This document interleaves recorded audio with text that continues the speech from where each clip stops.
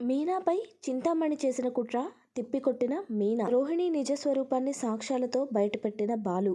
గుండె నిండా గుడిగంటలు రాబోతున్నటువంటి ఎపిసోడ్స్లో ఏం జరగబోతుందో టీవీలో కన్నా ముందుగా తెలుసుకోవాలి అనుకుంటున్నారా? అయితే వెంటనే ఛానల్ని సబ్స్క్రైబ్ చేసి పక్కనే ఉన్న బెల్ ఐకాన్పై ట్యాప్ చేయండి.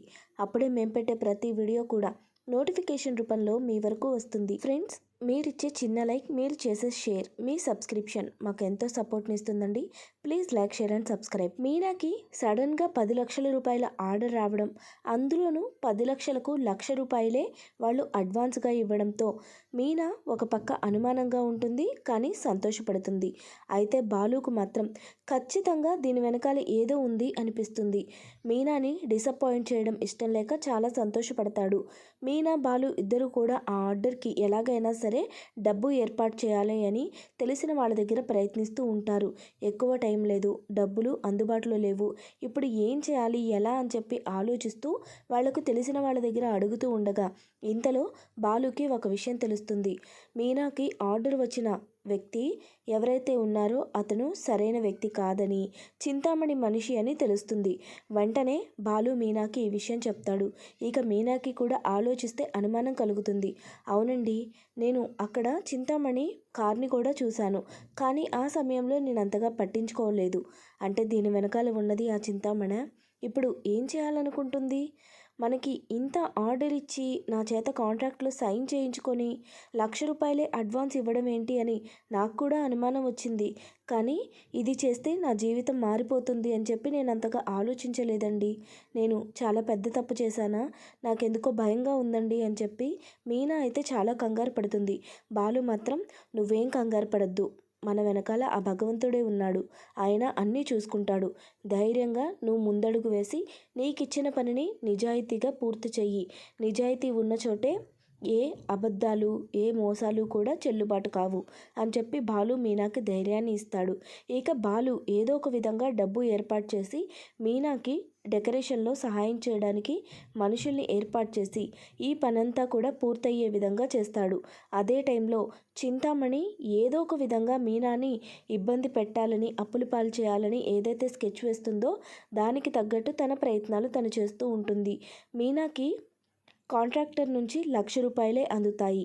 కానీ మీనా దానిపైన ఇంకొక 5 లక్షలు ఖర్చు పెట్టి డెకరేషన్ అంతా కూడా పూర్తి చేస్తుంది. ఆ తర్వాత అక్కడికి వచ్చిన కాంట్రాక్టర్, ఏంటి మీనా ఇలా చేశావు, ఇదంతా కూడా చాలా తప్పుగా చేశావు, అక్కడ ఇది ఉండకూడదు, ఇక్కడ అది ఉండకూడదు, మొత్తం మార్చేయి అని చెప్పి మీనా డెకరేషన్ అంతా పూర్తయిపోయిన తర్వాత మళ్ళీ తిరిగి చేయమంటాడు. అప్పుడు మీనా ఒక్కసారిగా షాక్ అవుతుంది.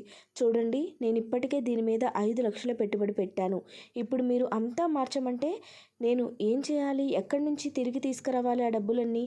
ఇప్పుడు నా వల్ల ఏదీ కాదు, దయచేసి అర్థం చేసుకోండి.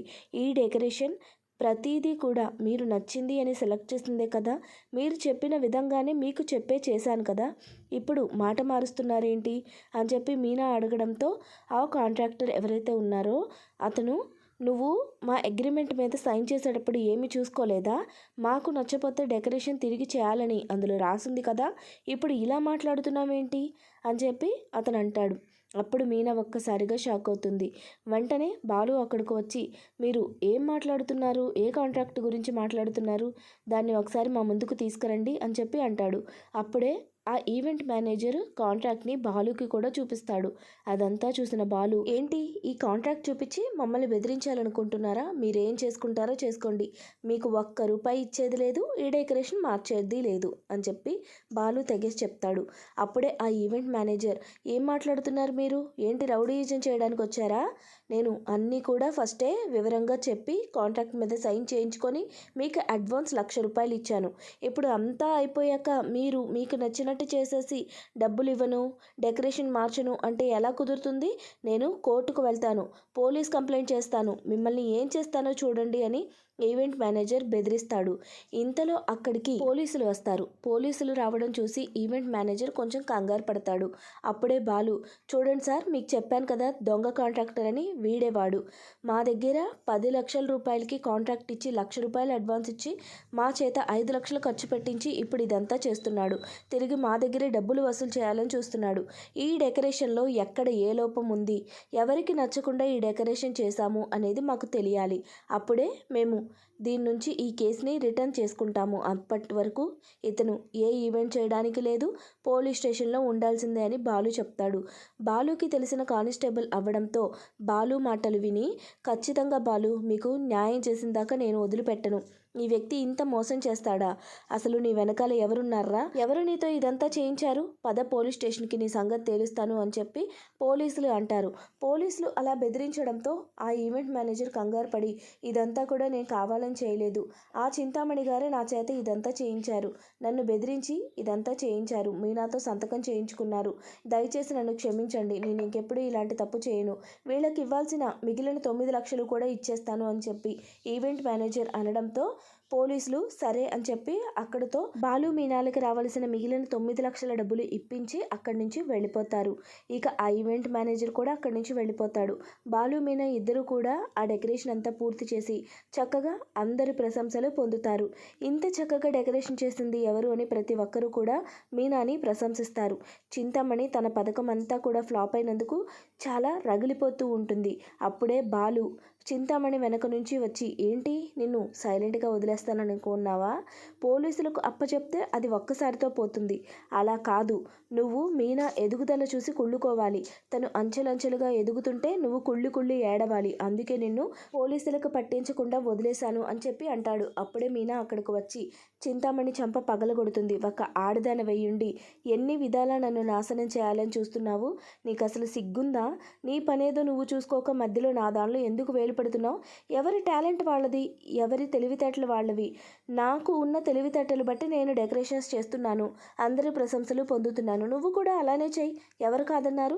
నీ పని నచ్చిన వాళ్ళు నీకే ఇస్తారు కదా, మధ్యలో నా జోలికి ఎందుకు వస్తున్నావు అని చెప్పి మీనా కూడా చింతామణికి వార్నింగ్ ఇచ్చి అక్కడి నుంచి వెళ్ళిపోతుంది. ఇక వెళ్ళే దారిలో రోహిణి చాలా కంగారుగా వెళ్ళడం, ఏంటి రోహిణి ఈ టైంలో ఎక్కడికి వెళ్తుంది? అటు సైడు ఎవరి ఇల్లు ఉంది? విద్యా ఇల్లు కూడా ఇటు కాదు కదా, తన షోరూము ఇటు కాదు. రోహిణి ఇప్పుడు ఈ టైంలో ఇంత కంగారుగా ఎక్కడికి వెళ్తుంది? తనకు ఏదైనా ప్రాబ్లం వచ్చిందా అని చెప్పి బాలు మీనా ఇద్దరు కూడా రోహిణిని ఫాలో అవుతూ ఉంటారు. అదే టైంలో విద్య ఇంకా చింటూ రోహిణికి ఎదురొస్తూ కనపడతారు. ఏంటి విద్య చింటూతో ఉంది, వాళ్ళ దగ్గరికి రోహిణి వెళ్తుంది? అసలు చింటూకి రోహిణికి విద్యకు మధ్య ఏ సంబంధం ఉంది? చింటూ విద్యకేమన్నా కొడుకా అని చెప్పి బాలు మీనా ఇద్దరు కూడా ఆశ్చర్యపోతూ ఉంటారు. వీళ్ళ మధ్య ఏం జరుగుతుందో మనం తెలుసుకోవాలి, అసలు చింటూకి వాళ్ళకు ఏం సంబంధమో తెలుసుకోవాలి, చింటూ విద్యతో ఎందుకు ఉన్నాడో తెలుసుకోవాలి అని చెప్పి వాళ్ళని ఫాలో అవుతూ ఉంటారు. అప్పుడే రోహిణి చింటూ దగ్గరకు వచ్చి చింటూని హగ్ చేసుకొని, ఏంటి నాన్న చింటూ, ఏమైంది, ఎక్కడ పడ్డావు, ఎక్కడ దెబ్బలు తగిలాయి, నీకు దెబ్బలు తగిలాయి అని తెలియగానే నేను ఎంత కంగారు పడ్డానో తెలుసా? నీకోసం పనులన్నీ పక్కన పెట్టి నిన్ను చూడ్డానికి వచ్చేసాను, ఎందుకు ఇలా చూసుకోకుండా నడవడం, పిల్లలతో గొడవ పడ్డం, ఎందుకు చింటూ, ఎందుకు పిల్లలతో గొడవ పడ్డావు చెప్పు అని చెప్పి రోహిణి అయితే చింటూని ఏడుస్తూ తనకు తగిలిన దెబ్బలు చూస్తూ ఓదారుస్తుంది. అప్పుడే చింటూ, అమ్మా నీ గురించి స్కూల్లో మా ఫ్రెండ్స్ ఎలా మాట్లాడుతున్నారో తెలుసా? నాకు అమ్మా నాన్న లేరని, అమ్మ నన్ను వదిలేసిందని, నాన్నకు నేను అక్కర్లేదని, నేను అనాథని అని నన్ను ఇష్టం వచ్చినట్టు మాట్లాడుతున్నారు, అందుకే నాకు వాళ్ళ మీద కోపం వచ్చింది, అందుకే వాళ్ళతో గొడవ పడ్డాను అని చెప్పి చెప్తూ ఉంటాడు. అదంతా కూడా దూరంగా నుంచొని వింటున్న బాలు మీనాలకు ఒక్కసారిగా షాక్ తగులుతుంది. ఏంటి, చింటూకి రోహిణి కన్న తల్లా? రోహిణికి ఆల్రెడీ ఒక బిడ్డ ఉన్నాడా? అంటే ఇంతకు ముందే పెళ్ళయింది, అదంతా కూడా దాచిపెట్టి మా అన్నయ్యని పెళ్లి చేసుకుందా? రోహిణి ఇంత మోసం చేస్తుందా అని చెప్పి బాలు మీనాలకి ఏమీ అర్థం కాదు. ఒక్కసారిగా షాక్ అయిపోతారు. ఈ విషయాన్ని ఎలాగైనా సరే ఇంట్లో వాళ్ళందరి ముందు బయటపెట్టి రోహిణి నిజ స్వరూపాన్ని అందరికీ తెలియజేయాలని వాళ్ళు అదంతా కూడా వీడియో రికార్డ్ చేస్తారు. అప్పుడే రోహిణి చింటూతో మాట్లాడి చింటూని విద్యని తీసుకొని ఇంటికి వెళుతుంది. తననే ఫాలో అవుతూ రోహిణి సుగుణమ్మ ఇంటికి వెళుతుంది. వాళ్ళనే ఫాలో అవుతూ వెళ్ళిన బాలు మీనాలు అక్కడ సుగుణమ్మని చూసి, అంటే రోహిణి ఇక్కడ ఇల్లు తీసుకొని వీళ్ళని ఇక్కడ పెట్టింది అని చెప్పి అర్థం చేసుకుంటారు. వెంటనే ఇంటికి వెళ్ళి తన నిజస్వరూపాన్ని అందరి ముందు బయటపెడతారు. ఈ విధంగా రోహిణి నిజస్వరూపం అయితే రాబోయే ఎపిసోడ్స్లో బయటపడబోతుందండి. చూసారు కదా, please like, share and follow. Thanks for watching friends.